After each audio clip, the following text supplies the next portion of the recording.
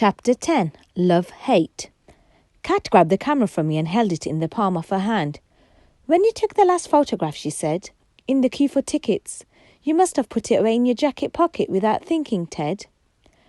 I reached my hand over to take the camera back. She held it away from me.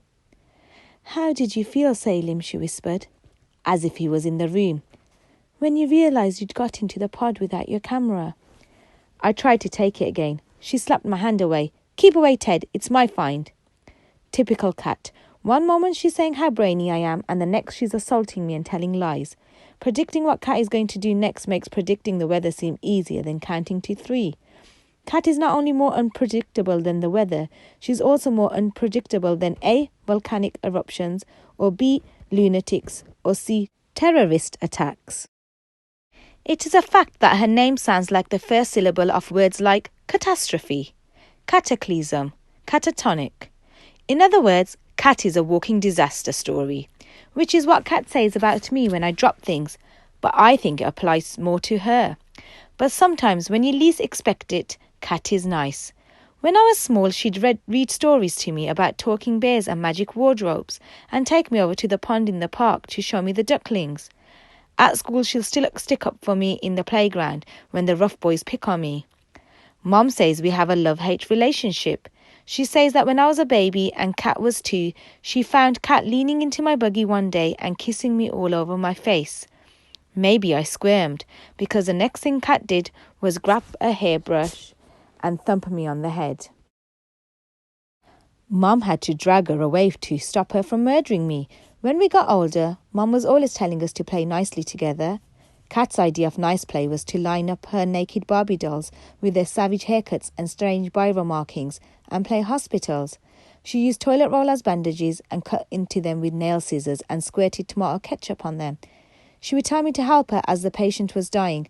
"Pass me the scalpel," she'd order me. "What scalpel?" "Any scalpel." I looked about. "There is no scalpel."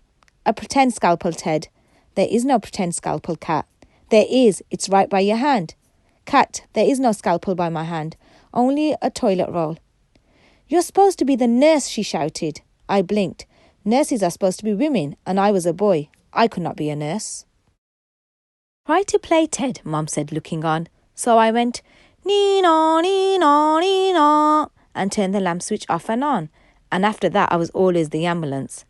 But Kat always wanted me to be the nurse, and maybe that was why she went on being angry with me. Then my syndrome was diagnosed by the doctors. "Why does he have to get all the interesting diseases?" she moaned to Mom and Dad. I don't remember what they replied. Right now, Miss Catastrophe was examining Salim's camera, and I swallowed the hot, huffy feeling I had back down my esophagus. "He used up 18 shots," she said. "He kept clicking as we crossed over the bridge, remember?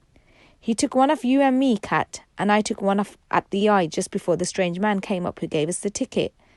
"The strange man," Kat said, looking up. "I wonder." I nodded. I'd be wondering about him too. "Do you think these pictures might be a clue, Ted?" "I don't know." I tried to touch the camera one last time, but again Kat snatched it away. She turned its sleek silver sides around in her hand. "I wish it was digital like Dad's," she said. "Then we'd be able to see the pictures now. With these old-fashioned kind, you've to open it somehow." She took the camera and shrugged. "Dunno how. You get the film out and take it to the camera shop to have it developed. It costs money and you have to wait. What a bloody palaver." She started fingering buttons and shaking it. "I think we should give the camera back to Aunt Gloria," I said, "because she is Salim's next of kin." "What's that got to do with it?" Kat said. I was about to explain how the next of kin inherits the property of people who have died, and how perhaps this also applies to the property of people who have disappeared, when the doorbell rang. Kat and I jumped up. "Salim," Kat said.